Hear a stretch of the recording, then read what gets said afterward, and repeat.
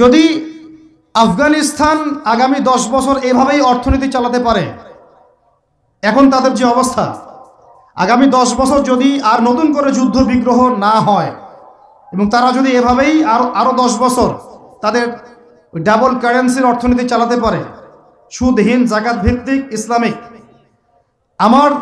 আমাদের বিশ্বাস আগামী 10 বছরে দেখবেন তারা মার্কিন ডলারের উপরে আধিপত্য বিস্তার করেছে ইনশাআল্লাহ।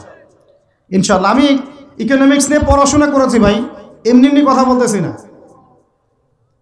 অনলাইনে যারা আপনাদেরকে এইসব তালগোল মার্কা কথাবার্তা বুঝায়, যে কাগজের টাকা নিয়ে উল্টাপাল্টা কথা বলছে, ইলেকট্রনিক মানি নিয়ে উল্টাপাল্টা কথা বলতেছে, বিটকয়েন ক্রিপ্টোকারেন্সি নিয়ে কথা বলতেছে উল্টাপাল্টা, ভাই এগুলো আমরা জেনে বুঝে কথা বলতেছি, জেনে বুঝে পড়াশোনা করে এগুলোর উপর আমরা থিসিস করেছি ইউনিভার্সিটিতে, এগুলোর উপরেই।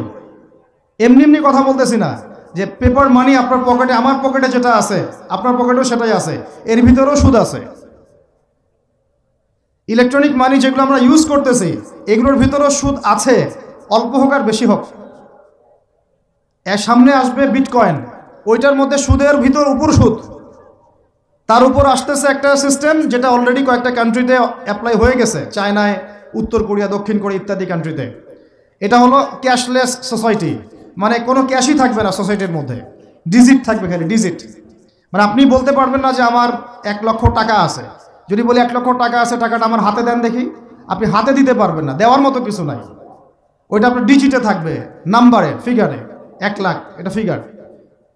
ইতিহাসে এমন কোনো কারেন্সি আসে নাই যেটা ধরাও যায় না, ছোঁয়াও যায় না, পকেটেও রাখা যায় না।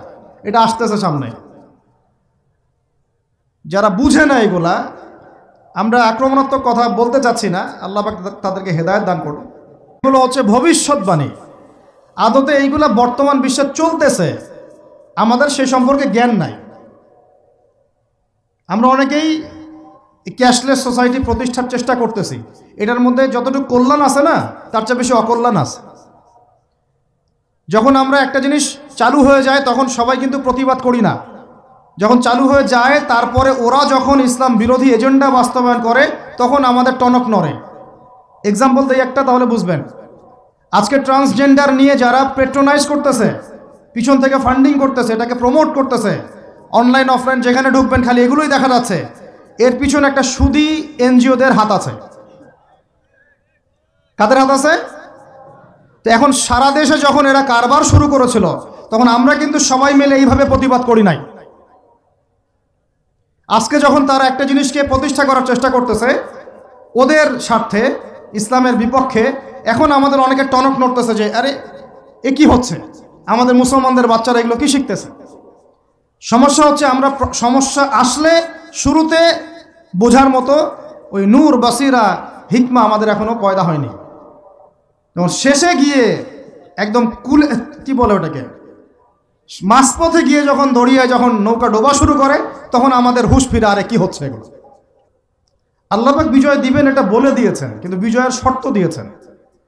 আল্লাহ পাক একটা সূরাতে বলছেন যে ওয়ালা তাহিনু বা'দা আউযু বিল্লাহি মিনাশ শাইতানির রাজিম। আমার গলার অবস্থা একটু খারাপ, এই জন্য কথা বলতে একটু কষ্ট হচ্ছে। শুনতে পাচ্ছেন আপনারা কি? ওয়ালা তাহিনু, তোমরা হীনবল হয়েও না। কাদেরকে বলছেন? আমাদেরকে বলছেন তোমরা হীনবল হয়েও না। হীনবল বুঝেন মানে দুর্বল হয়েও না। ওয়ালা তাহজানু, দুশ্চিন্তা করো না, টেনশন করো না, উদ্বিগ্ন হয়েও না। ওয়া আনতুমুল আ'লাউনা, তোমরাই বিজয়ী হবে। তোমরাই কি হবে? ইন কুনতুম মুমিনিন, যদি প্রকৃত মুমিন হও তবেই। বুঝতে পারলাম ভাই?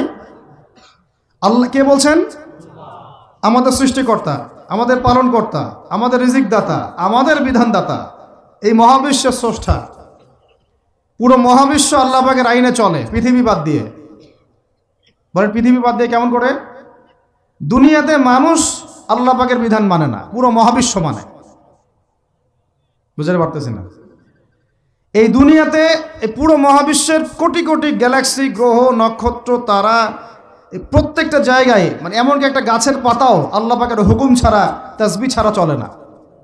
শুধু মানুষ হতভাগা একটা প্রাণী যে আল্লাহর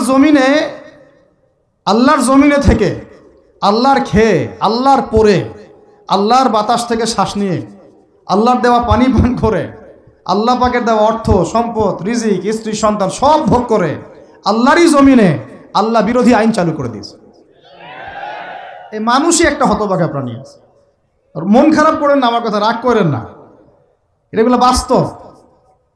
আর আমার দিকে তেরে এসে কোনো লাভ নাই, কারণ এটা হচ্ছে অকাট্য সত্য কথা যে আমরা আল্লাহ পাকের জমিনে আল্লাহর খেলাফতের দায়িত্ব পালন করছি না।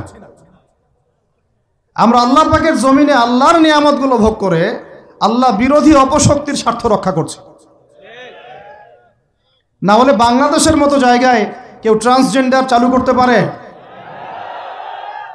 একটা 90% মুসলিমের দেশে কেউ সুদভিত্তিক ব্যাংকিং সিস্টেম চালু করতে পারে? মদের বার চালু করতে পারে? জেনার লাইসেন্স দিতে পারে? পতিতালয় লাইসেন্স প্রাপ্ত হয়? কখনো ওই যে যাত্রা পালাগান, ঢাকঢোল, ডুগি তবলা বাজতেছে, কেউ প্রতিবাদও করতে পারে না। করতে গেলে তাকে বলা হয় সে মৌলবাদী, সে সন্ত্রাসী, সে জঙ্গি, উগ্রবাদী।